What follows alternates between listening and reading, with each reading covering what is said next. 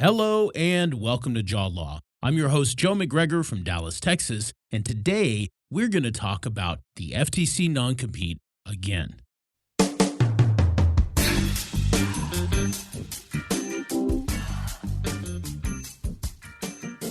Any material communicated on this podcast is for general informational purposes only and is not intended to be legal advice. Nothing herein should be considered to create an attorney-client relationship. Please consult an attorney for legal advice on your matter. Today, it's going to be brief, I promise. We just need to talk about two things. For those of you who are new to the show or new to news, the FTC, a very long time ago, proposed to ban non-competes in the entire country, across the board. And earlier this year, they put that law finally into effect. So as far as we know, there is going to be a ban on non-competes. So why are we talking about it again? We just did an episode. If you want to learn more about this ban, go listen to that, because we're not going to talk too much about the ban. We're going to do, like I said, two things. Number one, we're going to talk about some questions that I've gotten since this ban has come up. And number two, we're going to talk about kind of the legislative status of this non-compete ban, because it's not officially effective yet. Like I said, I've gotten a lot of questions, and these questions evidence some misunderstandings. The misunderstandings are totally understandable because this is, after all, over 500 pages of legislation. So, one question that I've gotten, and maybe it's not necessarily a question people will say, oh, non-competes are going to be banned, but my associate is going to be fine because they make them enough money. Where this is coming from is the FTC is banning all non-competes almost. One of the exceptions are for director status, and they're using two factors to determine whether or not someone's a director. Number one, $151,000. If you make more than $151,000, there's a chance you're a director. So if you make $97,000, even if you are a director, you might not qualify as a director for the FTC purposes. The problem with this is that people have stopped there. So they're telling me I'm okay because my associate makes more than this amount. The problem is that the test that they're using is the same one that the SEC uses, which is, are they making policy decisions for the entire organization? It's the case probably that you're giving your associate the opportunity to exercise their own clinical discretion, but you're not allowing them to set policies for the entire office. So the chances that any dentist fits into this concept outside of corporate dentistry, higher levels of corporate dentistry, is probably the only place where this is going to come into effect. And this is not going to permit new agreements, only going to allow to stay in place the old ones.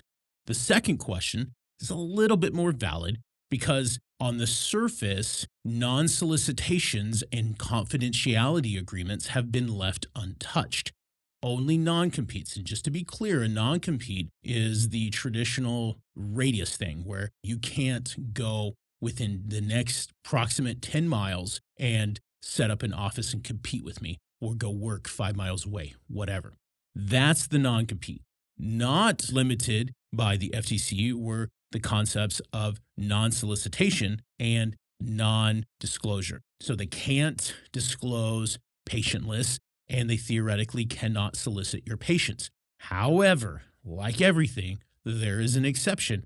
The exception basically says if it's written so overbroad that it has the same effect, then it still might be impermissible. Difficulty here is we don't know exactly what this looks like. We will learn after some cases, but right now we don't know exactly what it looks like. But you need to know that it's not just because you write non-solicitation doesn't mean it's going to work. It's just that it might work. Okay, so now is when this episode is going to get very technical, very boring. If you are a nerd, you still will get bored. You need to know a couple of things before I can give you an update. And the reason I think it's useful to understand some of these basic constitutional issues is you can maybe appreciate the constitutional aspect of this rather than the political. We need to divorce ourselves from thinking about which administration created this rule and more about how are rules even made in the first place. And this isn't going to be a law class. You just need to know a couple of principles. Number one is that according to our Constitution, we don't want to delegate too much decision making authority to federal agencies. Remember that Congress is the legislative branch and people like the FTC, they're the executive branch, right? They're carrying out the business of running a country. Congress makes laws and they charge these executive branches with what they are going to do. But we don't want them to have too much authority, particularly under this constitutional interpretation theory called major doctrines. Major doctrine question basically, we don't want a government agency, especially political appointees, we don't want them making decisions that have vast economic implications. And by their own admission, the FTC states that this non compete ban will affect 1 in 5 Americans. The question is, does the Constitution want the Congress to authorize an FTC or any government agency to be able to make a rule on its own accord without getting any kind of vote or approval? Can we allow them to do this?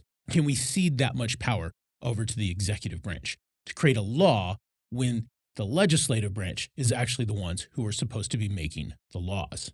As you can imagine, this is going to be pretty central to the challenges of this law.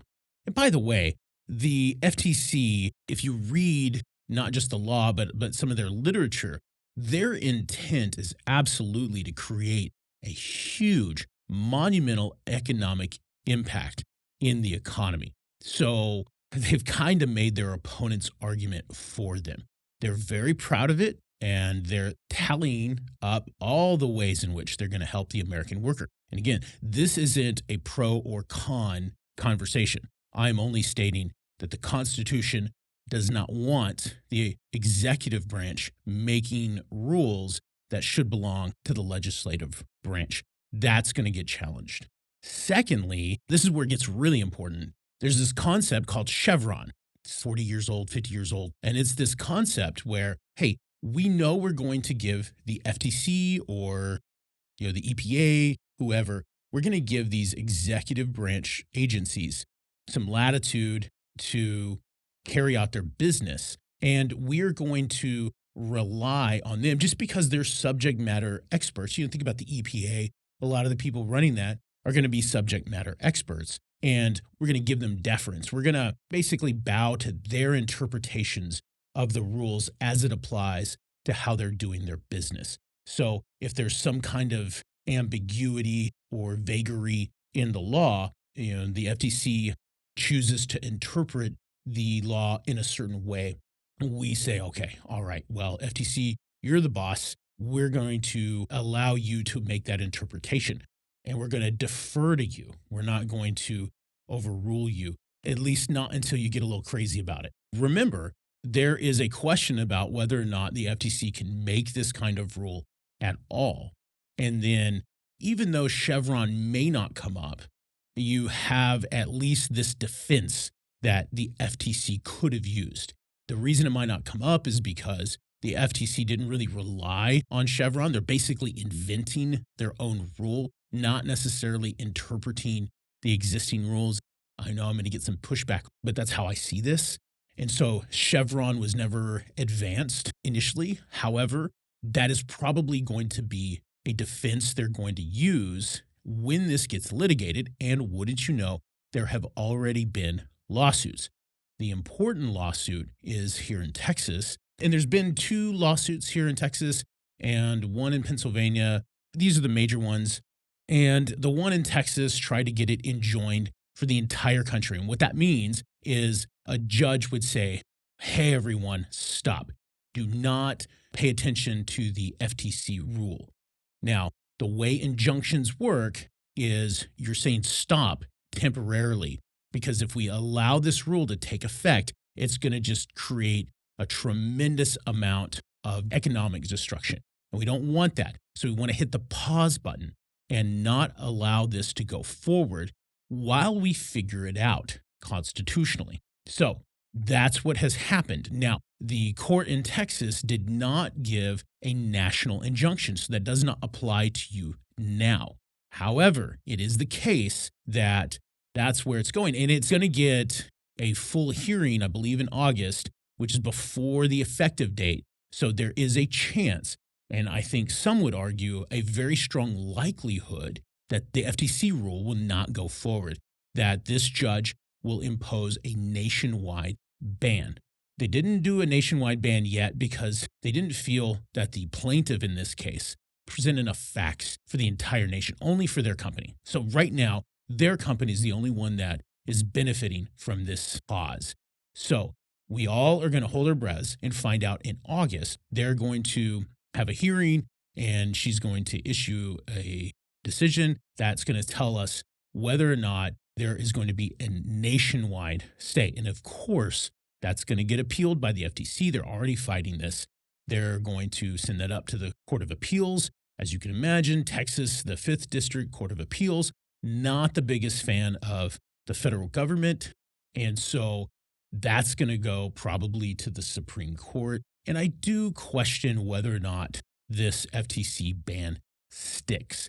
Again, I'm not here to say whether that's good or whether that's bad, only to explain the constitutionality of it, or at least the constitutional circumstances that surround this decision in a way that hopefully will help you decide how best to make your plans. Whether you're an associate trying to decide on whether a restrictive covenant is appropriate for you, or whether you are an employer who is trying to hire an associate and you're trying to think of ways that will best protect your patient base from somebody going rogue and stealing all your patients. So that's the update. Probably took a little bit of, maybe I just broke my promise. I did take longer than I expected, but this is just a quick off-the-cuff update, and I wanted to get that out to you guys. If you have any questions, it's jmcgregor@mcgregorfirm.com, and my cell phone number is 972-975-2215. I'd love to answer any questions that you have, and specifically about this. If you have questions about it, give me a call, and happy to help you out. Thank you so much, and we'll see you next time.